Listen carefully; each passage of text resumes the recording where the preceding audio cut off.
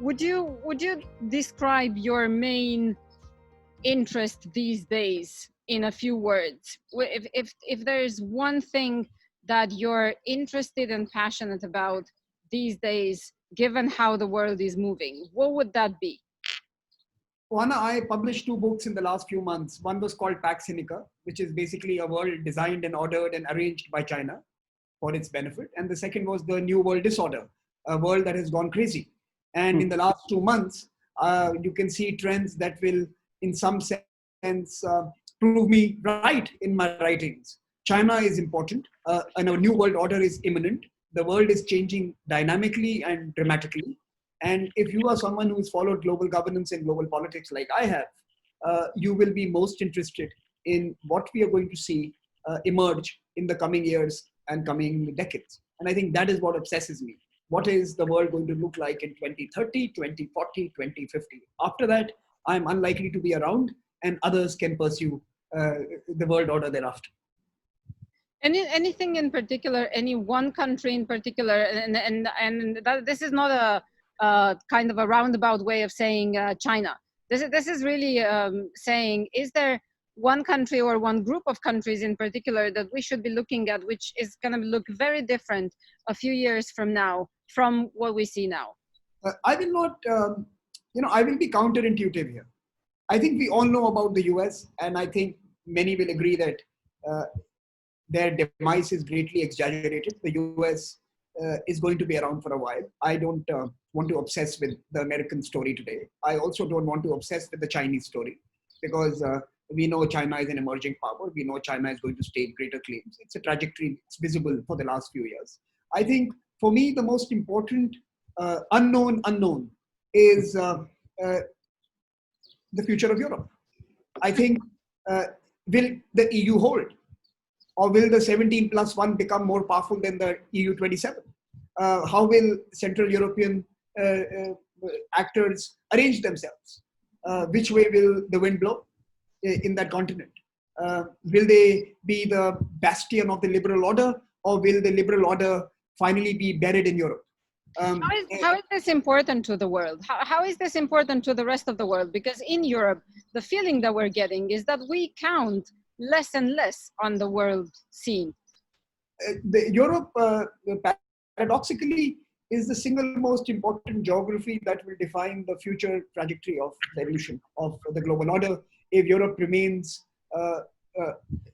in some sense, rooted to its foundational principles of being democratic, being open, being liberal, being plural, supporting a transparent and open market economy, defending rule of law, defending the rights of individuals and freedom of speech and expression, the world may have a chance in being liberal.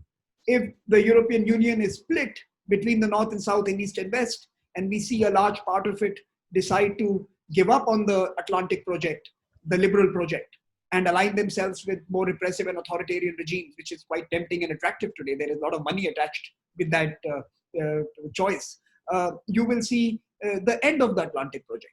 An EU that is not united in its ethic is an EU that will eventually write its own demise. Mm-hmm. And that is what fascinates me. How will Europe swing? Will it be an actor?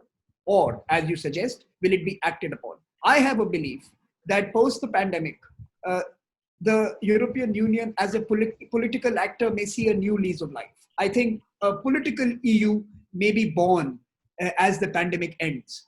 If a political EU is not born, I will see we will see an end of the European Union itself. Mm-hmm. So I think it's a do it or lose it moment for Europe. Unless Europe becomes strategically far more aggressive, far more expansive, far more aware of its role, of its obligations, of its destiny, you will see it wither away. So I think this is that very important moment where it could go either ways. Mm-hmm. Well, see, the thing is, we've been used to only existing essentially as part of the transatlantic relationship. So Europe has never really, in the past few decades, seen itself as an individual actor, but rather in coordination with the US. And that's something that's starting to shake now. So do you see Europe acting alone from now on, in the positive case in which member states do get their act together? Will they be acting alone? Will there be the global actor that's going to be called the European Union? Or are we going to continue acting together with the US in some shape or form? Or will we find some other partner? I think there are three questions embedded there. The first, will the EU get its act together? I suspect with the exit of UK, you might see a far more cohesive EU organized around the French military doctrines and French military postures. With the UK not there, I have a feeling that the political cohesion of the union may increase, and the union may be far more coordinated in its approach to geostrategic and geopolitical questions. I think France realizes that by itself, without the treasury of Germany, without the size that the European Union through Italy, Spain, Romania, Poland, and others brings, it may not be a significant actor. But a French military presence is going to be telling and compelling only if it acts on behalf of the EU. Can that transition happen is the one question that we should be looking for. As far as the relationship with the US, and that's the second part of your question, I think we are all right now in limbo. We'll have to wait till January next year, till the inauguration of the next president. And I think let's keep that question for another day. And I'll be happy to come back in December or January and discuss the future of the transatlantic partnership. Because right now, any partnership with the US is fraught with what do I say? The unpredictability of the White House.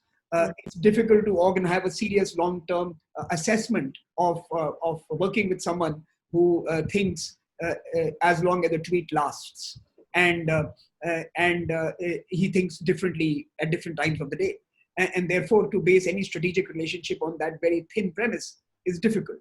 And finally, does Europe need to rethink some of its relationships? Does it need to add new friends? I think EU has made, from where I sit, it has made one error, and it needs to do one thing more. Its error was that it believed it could change China by engaging with China. I suspect China will change EU before EU changes China. And I think this needs to be understood. The mistake the EU has made is that it imagines that an economic and trading partnership will create a degree of political consensus with Beijing. Beijing is not interested in your politics, it wants your markets, and it will have it, one way or another. One thing it needs to do more is to possibly see the importance of India. I think if the European continent needs to, in some sense, retain its plural and old characteristic, South Asia is the front line. I think what is happening today between India and China is actually a frontline debate on the future of the world order. The Himalayan standoff or the Himalayan face-off that's going on today is just the first of many that are likely to happen unless this one is responded to. If the Chinese were able to change the shape of Asia, if they were able to create the hierarchical Confucian order with the Middle Kingdom located somewhere between heaven and earth and lording over the Asian continent, don't be surprised if the fate of EU is similar. The fate of Europe is also similar. They don't recognize South Asia, they don't recognize ASEAN, they don't recognize treaty arrangements, they don't recognize any old balance of power systems. They do not also recognize the EU. For them, the Eurasian landmass, the big continent, Asia and Europe together, is available to them. And they are going to make a play for it. So if we want to be able to, if Europe wants to be able to feel secure in its own existence, it needs to create new partnerships, strong partnerships, vocal partnerships, and partnerships where it is present and active with countries such as India, countries such as Indonesia, countries such as Australia, countries like Japan. EU needs to see itself as an Indo-Pacific power because the Indo-Pacific is the front line for European safety. If the Indo-Pacific was to go the other way, the mainland is not going to be safe.